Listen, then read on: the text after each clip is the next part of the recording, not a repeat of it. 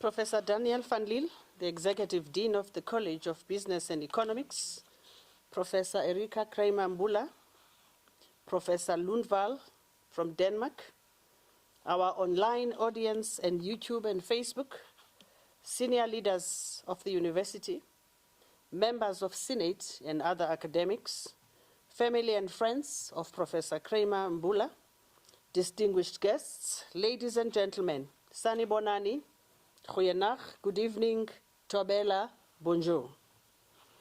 It is indeed a great honor and special privilege for me to welcome you to the professional inaugural lecture of Professor Erika Kraemer Mbula. As I do, I wish to express a warm welcome to her loved ones, special guests and her colleagues, and especially Mom.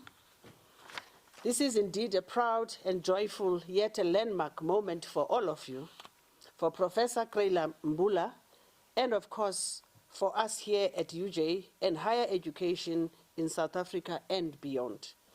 The inauguration of professors is a public ceremony in which newly appointed professors are inducted into office by the Vice-Chancellor and deliver their inaugural addresses. The ceremony has its roots in the medieval university and serves multiple purposes. Firstly, it is an expression of welcome and an entry for new professors, joining the circle of colleagues who are already professors. Secondly, it provides a platform for the professors to display their expertise in the discipline and showcase their research. In isiXhosa, we say, ukuthweswa isidanga kwisigaba sobunjingalwazi, close quote. This, loosely translated, refers to assuming the role of a professor. Of course, in colonial traditions subscribed to by universities, this refers to the gown and the cap. Traditionally, the wise one would accept a blanket or ingubo in isiXhosa. Once we have listened to the inaugural address, the gown or ingubo denoting the professorship will be formally assumed. Today, we gather to bear witness to the entry of Professor Kraemer Mbula to the illustrious community of scholars at the university. It is a celebration of the contributions to the discipline and ultimately the impact on society. Professors provide a university with its identity, character, and academic legitimacy and integrity. The inaugural lecture is a rite of passage following the confirmation of the appointment of the person as a professor. This evening, we will listen to Professor Kraemer Mbula as the gown goes to town. By this, I mean that the power of the inaugural address is when the expertise is showcased beyond the corridors of the university and reverberates with society. It stands out as a moment of pride for the incumbent, the family, fellow scholars, the university, and ultimately, society. For the German philosopher and diplomat Humboldt, a university referred to the whole community of scholars and students engaged in a common search for truth. Newman talked about teaching universal knowledge. Recently, universities have been viewed as instrumentalists, serving the purpose of the economy or utilitarian in purpose. I would hope that we can break out of these narrow conceptualizations and reflect on the university as contributing to the public good.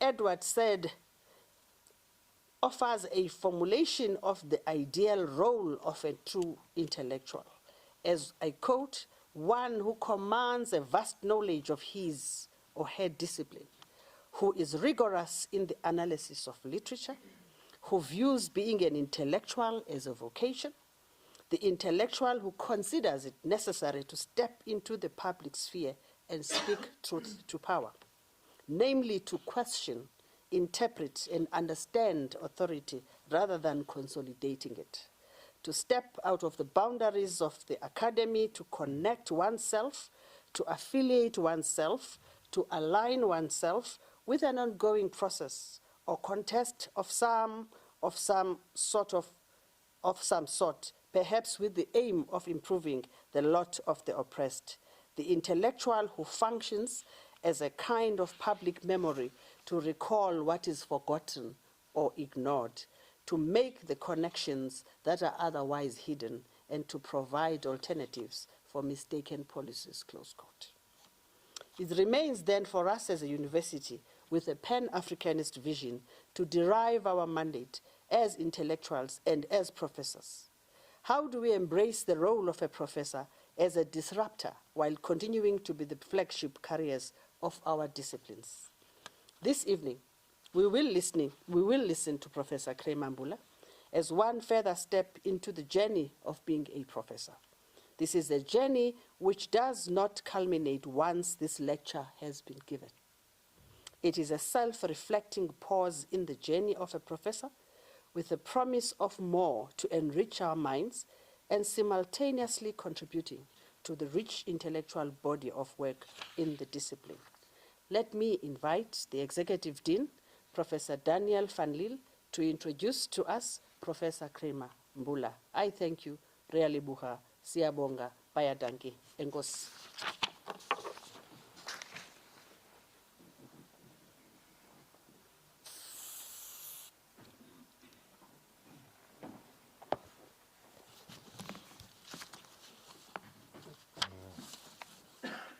Good evening to all our visitors tonight. It's an absolute pleasure to welcome you here at the UJ, and then more specifically at the College of Business and Economics, where we celebrate tonight the inaugural address of Professor Erika Kraemer Mbula.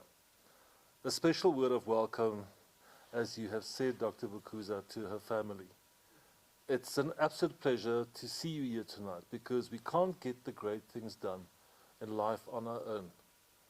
Thank you very much for your support, because there's no ways in which Erika could have done what she did without your support over a long, long time, and we gratefully acknowledge that. And then, Erika, to you, it's for me such an honor to introduce you tonight. And the reason being is because I don't think you have an idea how much I've learned from you about sustainability and innovation.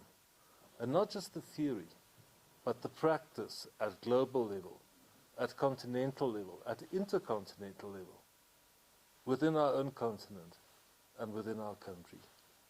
Thank you very much for that honor. So it's my pleasure then to introduce Professor Erika Kraemer Mbula. Professor Erika Kraemer Mbula specializes in science, technology, and innovation analysis and innovation systems aimed at transformative change and sustainable development. This means that our work is primarily driven by rethinking theoretical frameworks and gathering new evidence that can help guide the development of tailored solutions that responds to our continent's pressing needs. Erika's line of research is directly inspired by a broad preoccupation with African development, particularly the needs of vulnerable and marginalized communities and those who experience different types of exclusion, and that would be economic and social exclusion. In this respect, she has spent many years dedicated to exploring innovation in connection to various developmental challenges in the global south. Some of this work relates to informal entrepreneurship and communities driven by informal practices, as well as unpacking the various impacts that frontier technologies related to the fourth industrial revolution has on inequality and its policy implications. And Erika, what a fantastic journey. I believe it started in Spain, where you got a degree in economics, and then you graduated from the University of Sussex in the UK with a master's in science and technology policy, with distinction, should I add, followed by a DPhil in development studies from the University of Oxford. Over the years, she consolidated herself as an expert in the field of innovation and as an internationally recognized scholar, making pioneering contributions to the literature in her field. She has made her academic achievements holding research positions at the Centre for Research and Innovation Management at the University of Brighton and the Science and Policy Research Unit at the University of Sussex. And as you know, they are both in the UK. And then the Institute of Economic Research and Innovation at Tshwane University of Technology in South Africa. And then she saw the light and joined UJ. In these organizations, she has been involved in a wide portfolio of research projects related to innovation management and innovation policy. And alongside her academic journey, she has also made important contributions to advising policy practice. For example, undertaking a wide range of advisory assignments with several international institutions, including UNESCO, UNIDO, UNDP, UNCTAD, and OECD, among others. Her experience in this area includes the evaluation of strategic innovation-related projects of international organizations, reviewing regional and national science, technology, and innovations, and other policies. And I need to add that every time that, Erika, that you concluded a chapter of your research progress, you published a book. And I was fortunate to receive a copy of that book. And my, I couldn't put it down. In South Africa, she currently serves in numerous advisory committees contributing towards shaping government's efforts to support science, technology, and innovation. She engages with the National Research Foundation in their efforts to rethink research excellence, paying more attention to the social impact of research. More recently, she has been appointed to be part of an expert group leading the development of COVID-19 country report on the implementation of measures to combat COVID-19 in South Africa. So, let's go back to her joining UJ. Her contribution during her time at UJ has been outstanding. She has been prolific in her publications in terms of journal articles, book chapters, and books. She has attracted substantial external funding, largely through her international partnerships and networks. And she has leadership roles in networks such as the Global Network for the Economics of Learning, Innovation, and Competence Building Systems, otherwise known as Globalix, where she is the Vice President and member of the Scientific Board, as well as the Open Innovation Research Network, of which she is a steering committee member. And here comes the best part. 2 years ago, Erika was awarded as a Tier 1 Trilateral Research Chair, DSI NRF Newton Fund Trilateral Research Chair in Transformative Innovation, the Fourth Industrial Revolution and Sustainable Development. You see, Erika, I think that enormous award with a long title was due to years and years of sacrifice, not just from you, but from your family at large. This is co-funded by the NRF and the Newton Fund. The chair is a partnership between UJ, the University of Sussex in the UK, and the African Centre for Technology Studies, ACTS, in Kenya. In her role as chair, she has built a dynamic team of national and international researchers that engages in cutting-edge, inter- and transdisciplinary research. She is committed to building the capacity of younger scholars to help develop the next generation of African thinkers that can drive a much-needed transformative change in our continent. And in her unit, she also continues to engage with policymakers and certainly influences policy change. In this capacity, Erika is helping UJ to become a world leader in transformative innovation and fourth industrial revolution in connection to the global south. And with this, what I would consider as a brief introduction, Erika, it's my pleasure to introduce you.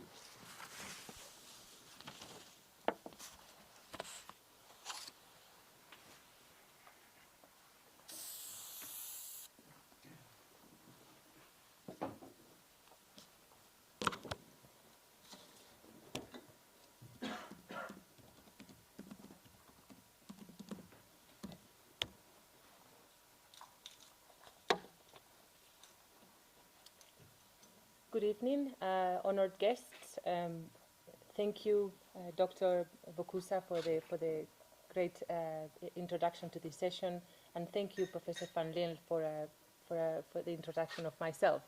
Thank you also to my respondent, Professor Lundvall. He's a guiding light in innovation studies, and thank you to all of those that have joined from nearby and afar through the YouTube channel.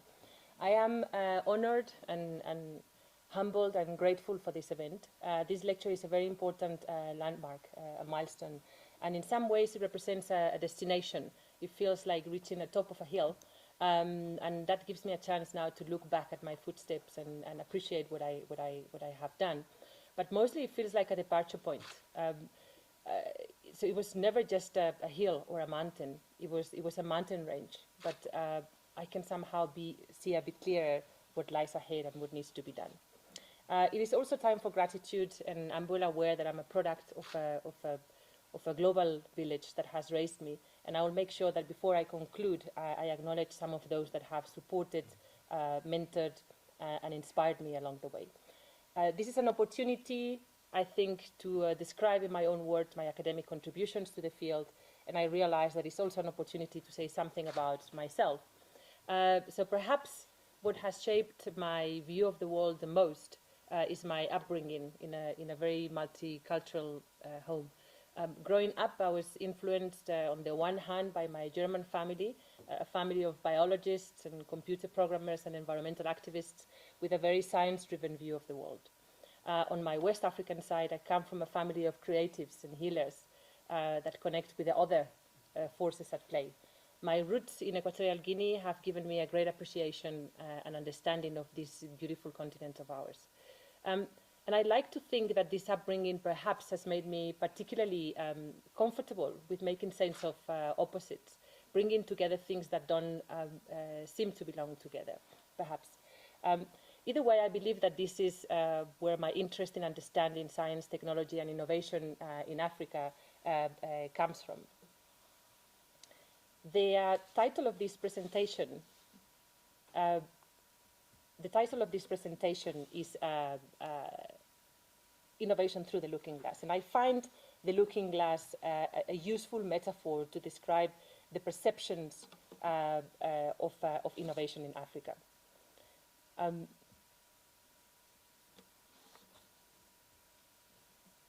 Okay. There's an extract from the book by Lewis Carroll, Through the Looking Glass, and what Alice found there, that says there is a room where you can see the glass that is just the same as your drawing room, only the things go the other way. When you use a lens that is not fully adjusted, it may seem that that things are upside down, or even the opposite of what is expected. And I've also chosen this title to honor the beginning of my academic journey as an innovation scholar in Brighton. Some defend that Lewis Carroll did some of his writings in Brighton, and there is a plaque at Sussex Square acknowledging that he stayed there frequently. The tunnels that take you from the square down to the sea are claimed to have inspired the hole that Alice fell through in his story.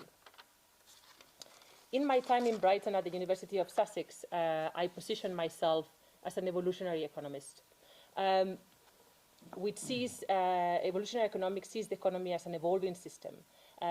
We believe that the economy is a dynamic and constantly changing system where agents with what is called bounded or limited rationality learn from their own experience and that of others, and where diversity is a driver of competition and facilitates the discovery of new or better ways of doing things. And these assumptions are a clear departure from mainstream neoclassical theory of economic growth, which is based on assumptions of equilibrium, rational choice, and homogeneous or representative agents. Many scholars at the time that I was in Sussex at the Science Policy Research Unit in SPRU would have classified themselves as neo-Schumpeterian, inspired by the work of the Austrian economist Joseph Schumpeter, who in the early 1900s considered innovation to be a major force propelling economic transformation. Neo-Schumpeterians pay particular attention to the qualitative changes that characterize structural change, which are contextual and shaped by history. They pay attention to different levels of economic analysis, the macro, the meso, and the micro levels. And it is the neo-Schumpeterians that have unpacked and analyzed the technical change and innovation from individual technical changes through to clusters and systems to technological revolutions. I was fortunate to be at SPRU at the time when Chris Freeman, one of its founders, was still lecturing, and it was him and Carlota Perez who categorized 4 major broad classes of innovation. They talked about incremental changes that take place through routine and regular basis as production proceeds. And these incremental changes usually lead to modifications in processes, in products and organizations. There's radical innovations, which comprise these discontinuous changes, generally the results of deliberate investments in R&D. Some examples of radical innovation are the microprocessor, internet, electricity. We are familiar with them. And there's changes in systems, often technology systems involving a number of related sectors and often resulting from a combination of these incremental and radical innovations. And the final set of innovations are systems of systems that result in what have come to be known as techno-economic paradigms. I will start with this last type of innovation. At the very macro level, the theory of techno-economic paradigms has been essential in describing the co-evolution of technology and society at a macro level. Carlota Perez and Chris Freeman's work conceptualized and empirically demonstrated the role of radical technological innovations in explaining long waves, so long cycles in the economy. According to this theory, there are radical technological innovations, or rather clusters of technological innovations that are so significant that are able to affect all sectors of the economy and society. And they explain the process as follows. Radical individual innovations are introduced in the original version, be it steam engine, electricity, or microprocessors. And once they are accepted by the market, they are subject to a series of incremental innovations as industries and sectors now start using these technologies. This is the process of diffusion. For these radical disruptive technologies to affect the economy and society at scale, they need to be complemented with infrastructural and institutional developments that facilitate their use. Imagine, for instance, all the regulations and infrastructure required to use automobiles at scale. It's also not enough that a few firms and industries use these technologies, but it must entail social learning processes. Social learning means that people have to understand the technology, industries have to reorganize factories, plants and markets, and for these technologies to achieve their full transformative potential.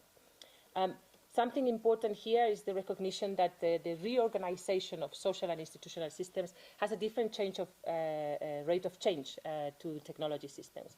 This means that there are periods where the technology may be ready, but the social and institutional frameworks may not be ready to accommodate the technology. So new rules, new regulations, new policies, and the acceptance of new technologies in social life have a longer process than the new technological advances. So once the technology is fully accepted, this becomes a new shared common sense. These ideas have helped enormously to understand how technology and society interact, leading to what we know as technological revolutions.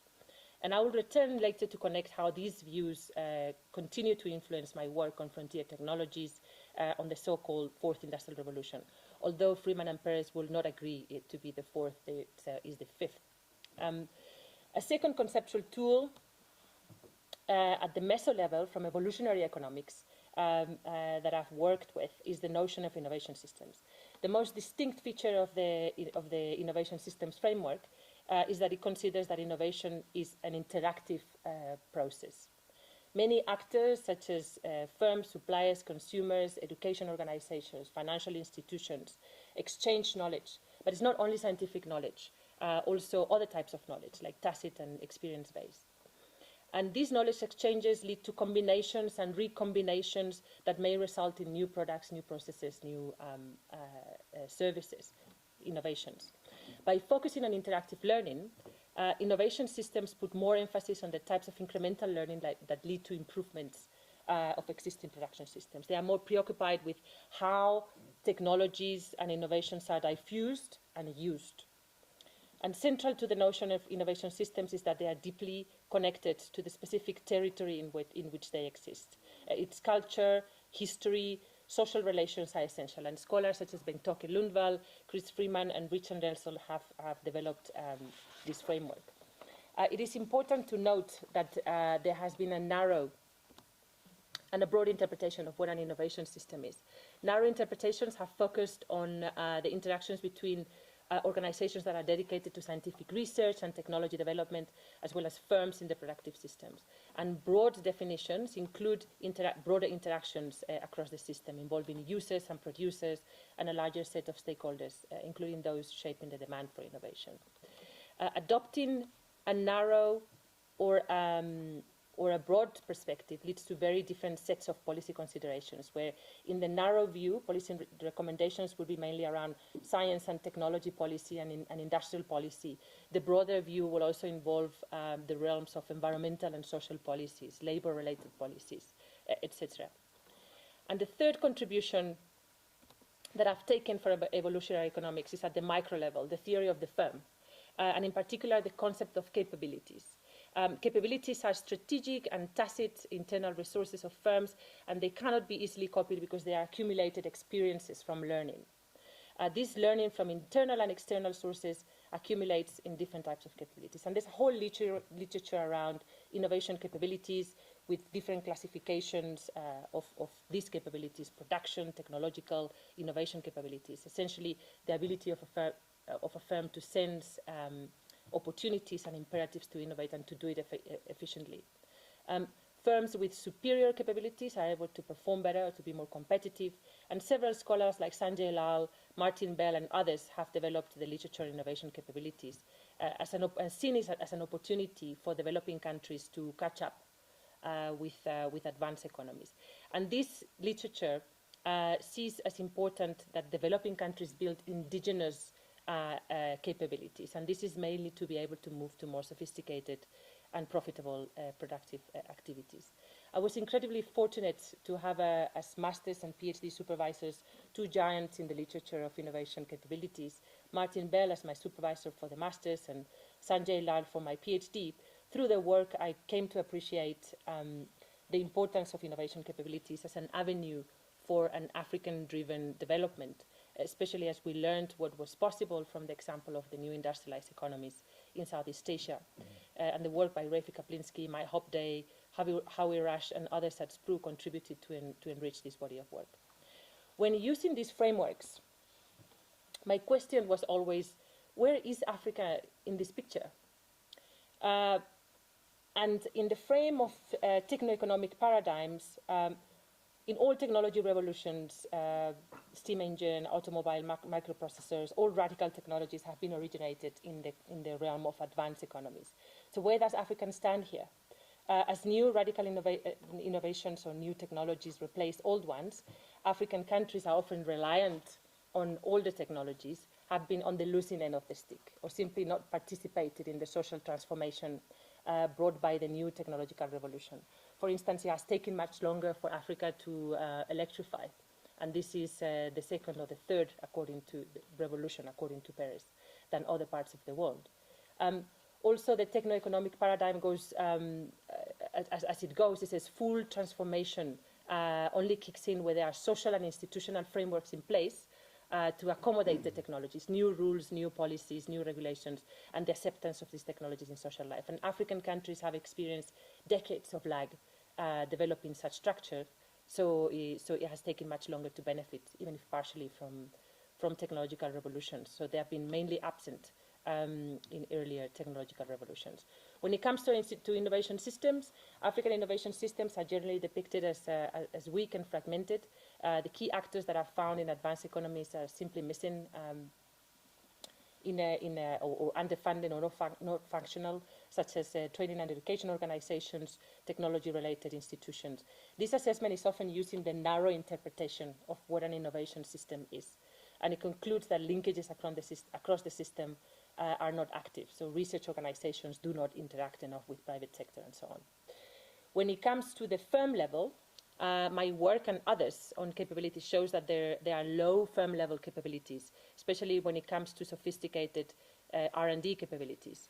It's concluded that African firms are too small to build the kinds of capabilities that are needed to catch up and compete internationally. And although firms may be active learners, this learner doesn't accumulate or translate in the ability to manage technological change. So this is a pretty sad picture. And Africa ranks pretty low in most innovation rankings. The policy advice that emerges from it has generally reflected the narrow interpretation of these frameworks. A story of scientific research of radical technologies. The advice is invest more in research, produce more patents, increase the number of technicians, develop more regulations to support R&D. And as important as these ingredients are, for those that know the continent, we know that Africa is more than that. It's a continent of innovators, of diversity, of adaptation and resilience. So do we need to adjust the lens? Or is it that when it comes to transformation, Africa is just not the place to look? I would argue the opposite. I would argue that if we have to think about transformation, global transformation, Africa is precisely where we should be looking at. And this is because the world is at a crossroads. We clearly engage in an unsustainable mode of modality of development. And this graph here illustrates the ecological footprint of countries with different levels of human development. I hope the graph is visible.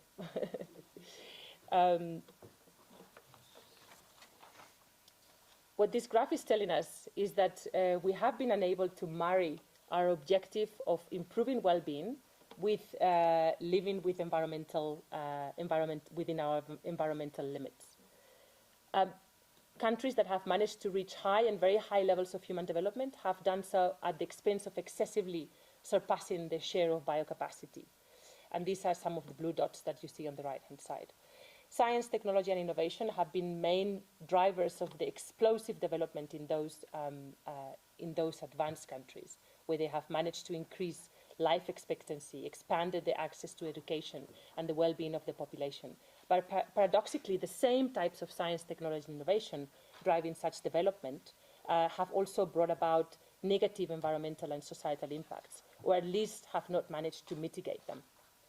I want to bring my comments to this segment, the lower segment of the figure, to the large number of countries in Africa that in yellow, that are marked in yellow in that graph, that are still largely operating within the Earth's biocapacity, but far from reaching high levels of human development. What does transformation mean in such context? What kinds of innovation do we need to think about ensuring that these countries move horizontally along this graph? Catching up, following the same path as advanced countries, is not an option. We need 4 planets, as the graph indicates, to do that, and we don't have them. Disruptive changes and transformation are also needed in advanced economies, but I'll not discuss that. I want to think about the types of innovations that are needed in Africa to achieve high levels of human development within our environmental limits. Countries across the world, you can go to the next slide. Countries across the world collectively agreed to a set of 17 goals in 2015, the Sustainable Development Goals, and they were used as a compass to reach better and more sustainable future for all by 2030. This is in 9 years, and we are awfully off track. The SDGs aim at leaving no one behind, and since most of those that are left behind live in Africa, it is known that the SDGs, for the SDGs to succeed, they have to succeed in Africa. It's therefore essential for the world to look at Africa as the epicenter of transformation. This is transformation conceived as addressing inequality and environmental sustainability. So in terms of innovation, what does it imply to put inclusion and sustainability at the center of Africa's transformation agenda? The theoretical tools that I have summarized, coming from evolutionary economics, have embedded in them an appreciation for context, for history, and for the broader social dimensions, beyond scientific knowledge and hard technology. Their predominantly narrow interpretation, in my view, has limited the scope of what we can see with them. This is, I think, a misinterpretation of the broad nature of these theoretical lenses. And I would like to argue that as scholars in Africa, innovation scholars in Africa, it's up to us to contextualize and adjust these lenses so that they reflect our reality and lead to more suitable policy responses. I'll summarize briefly how I have attempted to do this in 4 strands of work. Firstly, expanding the lens to look at other types of innovation that matter. In my research, I've found that innovations emerging from constrained environments can provide very useful lessons to find solutions that drive transformative change. I've looked at this through the eyes of the informal economy. Secondly, by ensuring that scientific knowledge is positioned for social impact. And I've done that by exploring the concept of research excellence and its application in Africa and the Global South. And thirdly, it appears that the idea of leapfrogging is more appealing than catching up. Following the path of advanced economies is not a viable option. So we need to move into new modalities of development. Can we take advantage of the opportunities brought by disruptive technologies? And here I will mention my work on the 4IR in Africa. And finally, thinking about the types of policies that are needed to drive transformative change. And this brings us to the importance of state capabilities and broadening the scope of innovation policy. So there are other avenues, but I've singled these ones out because they are areas where I've done research work.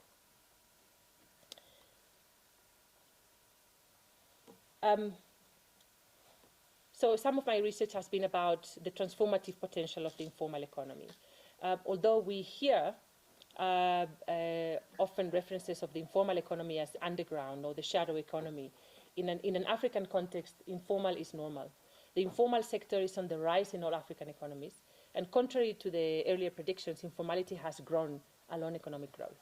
And COVID-19 has created even a larger explosion of informal work.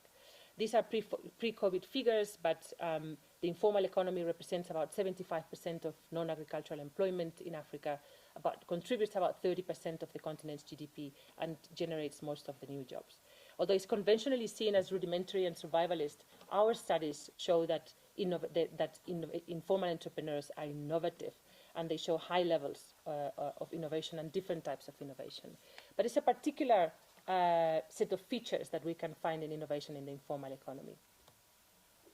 Given its constraints, it doesn't rely on formal R&D. It's collaborative. It rather relies in the open exchange of ideas. Informal entrepreneurs often adopt and adapt existing technologies to improve their own production processes, and this is becoming even more evident in the case of digital technologies during the pandemic. They are highly contextual and driven by local social dynamics. They adhere to the principles of reusing, repurposing, recycling, which brings us very important lessons for sustainability. They are demand-driven, so they respond directly to the needs of poor communities, and they are constraint-based. So they are about solving problems to address practical shortcomings. As Judith Schutz would say, it's about innovation in conditions of scarcity rather than abundance. And these are extremely valuable lessons for sustainability. Secondly, another body of work that I've developed is around generating knowledge for social impact. In some of my work, I've centered these discussions around the concept of research excellence and what it means in the context of Africa. African researchers experience the tensions that exist between achieving global excellence and local impact. And some of these tensions are underpinned by how scientific excellence is identified and valued, which currently is very much biased towards global excellence and excellence in outputs, in other words, number of publications in international journals. Expanding the concept of excellence to excellence in process will imply asking questions such as, is the research process inclusive? Does it include a diversity of values and views? Are women involved in the research process? Is it transparent, democratic, engaged? And in terms of impact, is the scientific knowledge that we're generating able to address or contribute to the SDGs? Can we link research efforts to social goals? Many of these ideas are contained in a book that is a collaborative effort with several colleagues and authors from both the Global South and the Global North. And we argue that paying attention to the research process and how and who is included in the generation of scientific knowledge would affect the quality of impacts in a way that have more visible social impacts. We argue that high-quality research needs to be engaged with society, and enacting inter- and transdisciplinarity is essential to tackle complex global challenges. Thirdly, Africa is in the midst of an ongoing digital transformation. For the past 15 or so years, ICTs have had a profound effect on the way African society and the economy works. ICTs illustrate the potential for what some scholars refer to as leapfrogging. The adoption of mobile phones in Africa has been quite exceptional, and we know that Africa's internet capacity is indeed exploding despite the challenges that we experience daily, but it's becoming faster, denser, and more local. Digital transformation is a national and a pan-African priority. But we also know the challenges. We know that production and use of frontier technology requires supportive innovation systems, new institutions and new capabilities. And in this respect, innovation systems in Africa are still fragmented and in some ways dysfunctional. And in connection with rules and regulations, the regulatory framework for cybercrime, personal data protection, etc., are still at the infancy. So we are asking the questions of what happens, what are the impacts of adoptions of advanced digital technologies in a continent where we are struggling with a triple challenge of poverty, inequality, and employment, a large informal sector, poor public infrastructure, and unequal access, the digital divide, and so on. In a recent book, we explore African perspectives on the Fourth Industrial Revolution to distill lessons and unpack the dimensions that would inform the social and institutional developments that are needed for digital innovations to translate into a social transformation driven by digital technologies, as in line with the Fourth Industrial Revolution conceptualization. It becomes clear in our research that the 4IR story in Africa is much more than a discussion around technological choices and what technologies can do. It requires expanding the concept of capabilities to human-centered capabilities and state capabilities. And finally, what types of policies are needed to drive transformative innovation? One thing the work of Freeman and others brought up was the importance of directionality, of pushing towards the same direction. The work of scholars such as Mariana Mazzucato and Johan Schotter also remind us of the importance of directionality more recently. In the context of Africa, reducing inequality and addressing environmental sustainability are good candidates as directions towards big transformation, as I mentioned earlier. However, we also learned that big transformations don't only rely on radical changes, and this may manifest in a mix of policy approaches needed to support transformative change when we see a combination of policies that support incremental changes, consolidating ongoing efforts in the desired direction, policies that lead to accelerated changes, creating new synergies within and across systems, and policies that lead to radical changes that are transformative innovation policies, new ways of doing policy in such a way that they destabilize existing regimes, developed through processes of policy experimentation, co-creation, and participation approaches. I believe that these are entry points to drive transformation in our economic system. If our economic system doesn't secure the well-being of the majority and doesn't protect and regenerate our natural environment, which is the basis of our survival as a species, then what is actually the point? And I would like to conclude with a vote of thanks, if I may. Most of my contributions are the result of collaborative work. I stand on the shoulder of giants and by giants, and they are all professors, so I will mention them by name. I hope they will forgive me. I'm thankful to Daniel Diaz-Fuentes and his wife, Judith Clifton, for encouraging me to pursue a career in research and innovation 25 years ago. As scholars, we are formed by our mentors and supervisors, and I'm forever grateful to my supervisor, Martin Bell, and the late Sanjay Lau for inspiring me through the work in innovation capabilities, Adrian Wood, who took me through the last stretch of my PhD. I've been mentored by many, Professor Bentoke Lundvall, a major source of inspiration, Refi Kaplinsky, Howie Rush, the late Nitvold von Tanselmatt and Sprue, and many African scholars and colleagues like Rasikan Maharaj, Mario Sherry, and colleagues at IRI, those in the Africa Links Network who keep pushing the envelope of African innovation studies. I learn from my students every day. They give me hope about the next generation of thinkers in this field. The community of GlobalX and OpenAir have been major platforms to develop and share ideas. And finally, I'm thankful, of course, to my family, especially my mother, my sister, my life partner, Ruan, who keeps me together, and our two wonderful children, Yona and Lua, who keep me on the ground and drive my passion to build a better future for them. Thank you for your attention.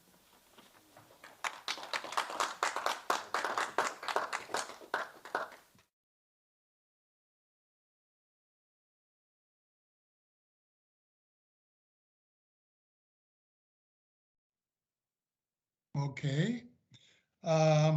First, dear friends and colleagues, I would like to thank. Is my sound working well? Oh, good.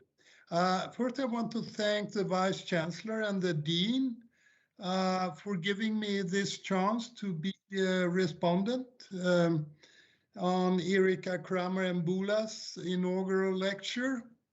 Then I would like to congratulate Erika for an excellent lecture. I think it gave a very nice and quite complete picture of the kind of research you have been doing under these 20 years, where I have followed it with great interest.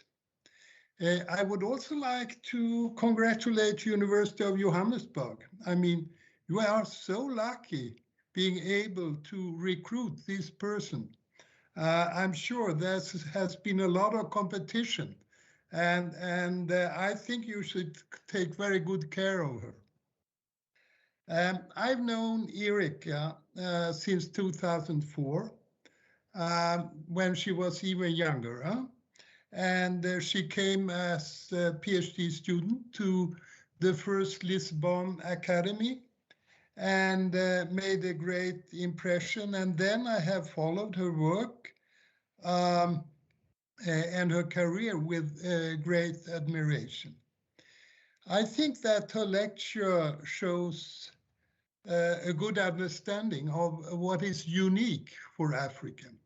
I think your work on the importance of the informal sector and trying to understand innovation processes in this sector is extremely important.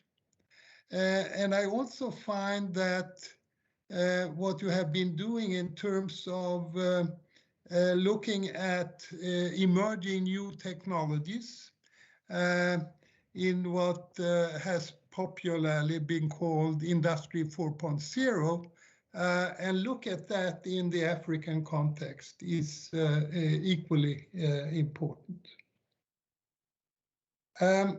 It's clear from your lecture and from your work that you are quite critical to approaches that aim to promote innovation for its own sake. It's quite clear that you think that innovation systems and innovation policies, they should be designed so that they contribute not only to economic growth and job creation, but also to social justice and environmental sustainability. Since you joined GlobalX Academy almost 20 years ago, you have become a key person in the GlobalX network. As mentioned before, you are now one of the vice presidents, and you also have not only, you have moved from being a participant to become an organizer of GlobalX Academy. And I think this is extremely important. And my hope is that I'm going to do something which might not be completely popular with you, because I know you work very hard and I want to propose a little more work.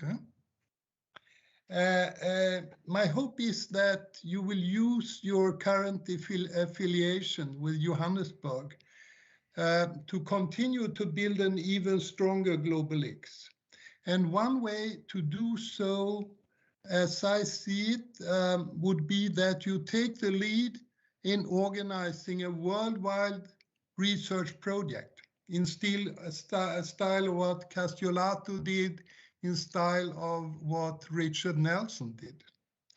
I am in no doubt that you have the capacity to do it. I wish for a strong and long relationship between Erika and University of Johannesburg, and I recommend the university to give her its full support in her endeavors. As I see it, and now I'm going to introduce a new complex concept. As I see it, Erika is a great representative for what we might refer to as a post-colonial era in Africa. Did you get that? In this new era, African scholars not only revise theories in the North so that they fit the reality of Africa, this is the post-colonial thing. But I think people like you are ready to go one step further and take a global lead in developing new understandings of the world. And this is what I think you can do and you should do. And thank you very much for having this opportunity.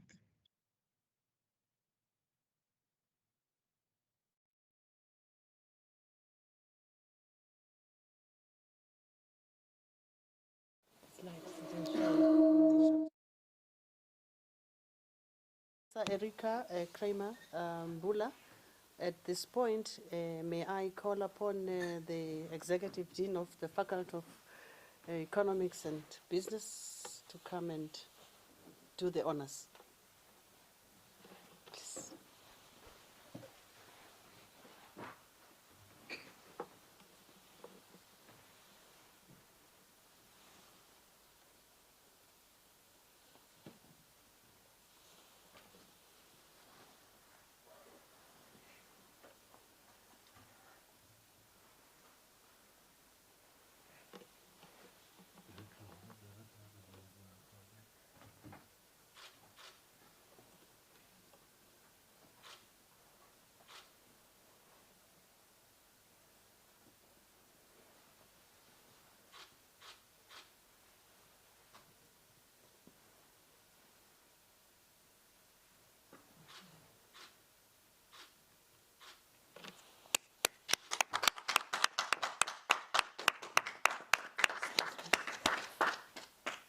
Congratulations, Professor. Now you've satisfied the protocols of being a professor. All the best. Thank you. And I'm very proud of you, and thank you for humanizing and socializing innovation and putting the people of Africa at the center of your research and at the center of your inquiry. And thank you for that, and all the very best. Thank you so much. Thank you.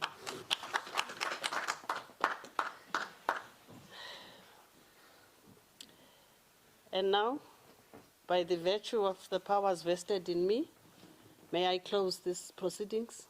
And congratulations, Mami, once again. And enjoy the rest of the evening and enjoy the festivities. We're very, very proud of you. You're looking beautiful. Thank you.